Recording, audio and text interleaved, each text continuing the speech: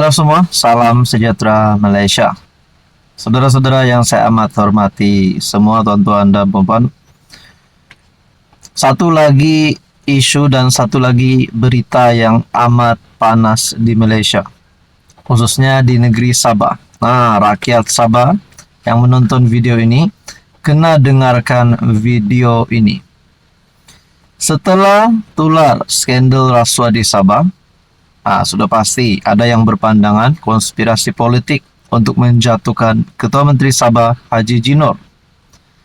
Nah, setelah isu ini semakin hari semakin berpanjangan, timbullah pula satu lagi berita yang menyebut nama TYT Baharu. Wow, TYT Baharu.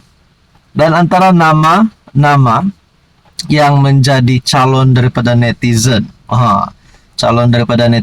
daripada viewers di dalam channel ini, dan juga mana-mana viewers di dalam media sosial, di dalam channel YouTube yang lain, termasuk pemerhati politik yang saya kenal. Ada beberapa nama calon TYT. Wah, ini pasti mengejutkan.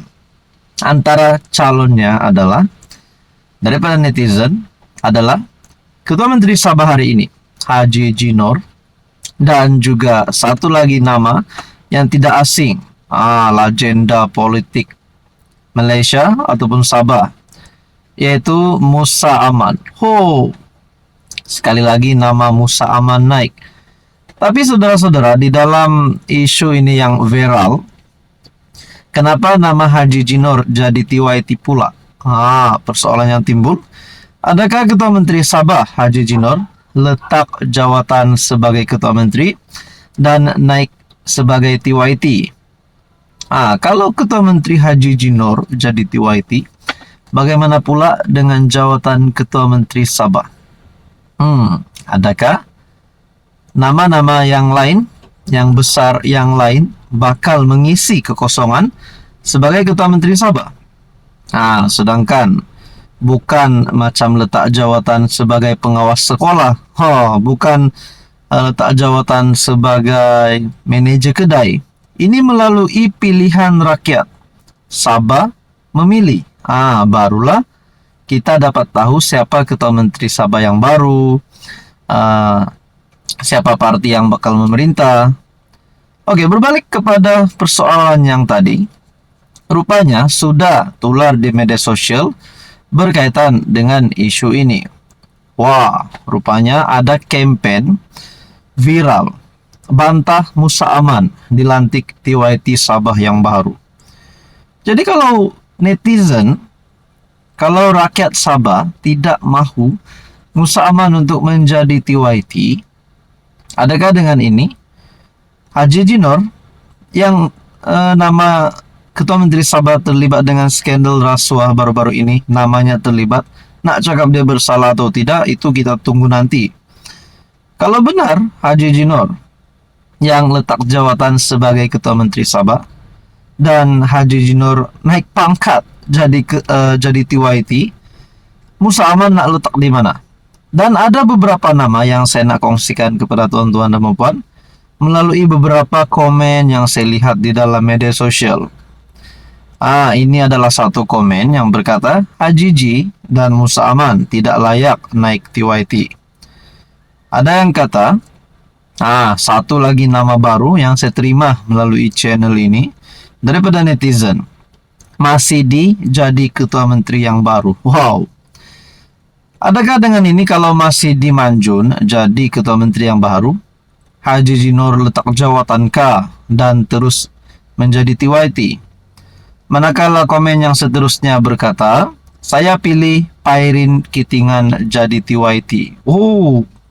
Komen yang seterusnya pula berkata, ada yang menyokong Tan Sri Musa Aman jadi TYT, beliau yang layak. Kalau Musa Aman lagi baik Bung Mokhtar, kalau Safi lagi paling mantap. Sebab Musa Aman, Bung, terbabit rasuah, memang tidak layak. Hanya yang bersil rasuah yang layak macam Syafi Abdal. Dan sekali lagi nama Pairin Kitingan disebut di sini paling layak. Nah, tuan-tuan dan puan, Agak-agaknya kalau Ketua Menteri Sabah hari ini Haji Jinor, letak jabatan Ketua Menteri dan jawatan Ketua Menteri mungkin diisi oleh Mas Sidi ataupun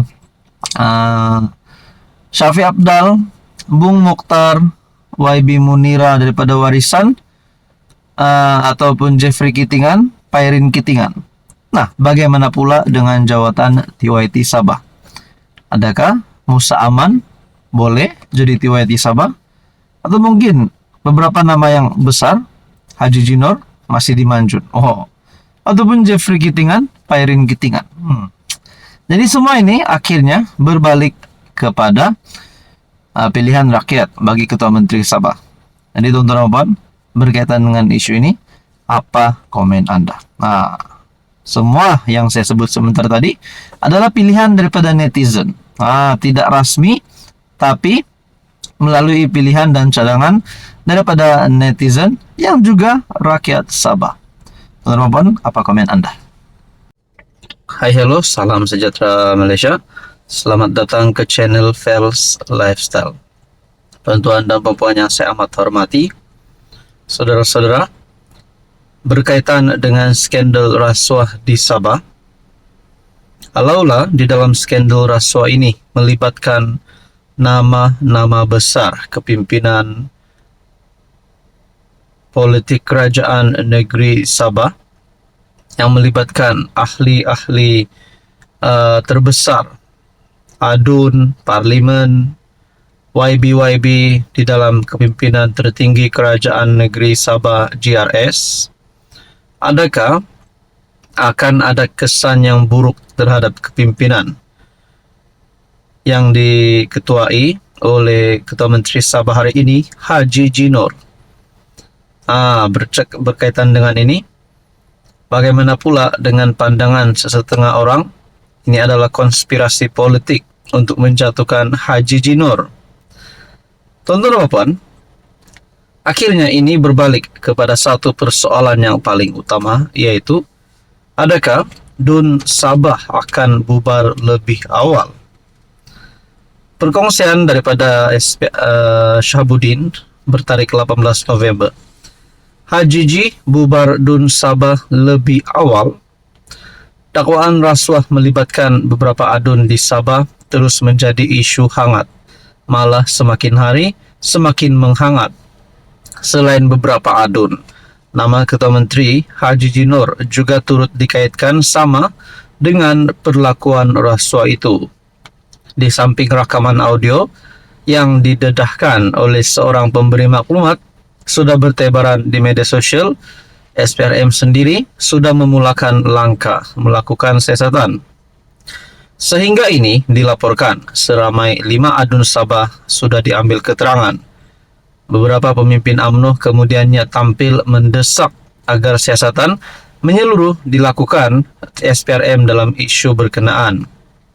Maksud menyeluruh itu tentulah selain adun-adun yang harus disiasat, pemberi maklumat yang sebelum ini memohon perlindungan sebagai saksi, serta Haji Ji sendiri mestilah juga disiasat sama. Jika tidak disiasat semua mereka itu, tidaklah menyeluruh namanya. Berdepan perkembangan ini, Haji Ji menggesa GRS agar meningkatkan usaha melawan fitnah. Apa yang saya maksudkan ialah taktik kotor pembangkang serta konco-konco mereka yang bersekongkol ingin menjatuhkan kerajaan GRSPH plus melalui sebaran fitnah, pelbagai tuduhan dan pembohongan terhadap kerajaan negeri dan kepimpinan parti. Inilah cabaran semasa yang wajib kita perangi habis-habisan, kerana ia boleh meracuni pemikiran rakyat untuk membenci kerajaan dan kepimpinan parti. Haji Ji menegaskan demikian susulan kenyataan bekas CEO Sabah Mineral Management SMM, John T. Enggihon, mendakwa beliau memiliki bukti bahawa Ketua Menteri Sabah menyalahgunakan kuasa. Pokoknya, politik Sabah tidak akan aman sehingga tarik PRN diadakan.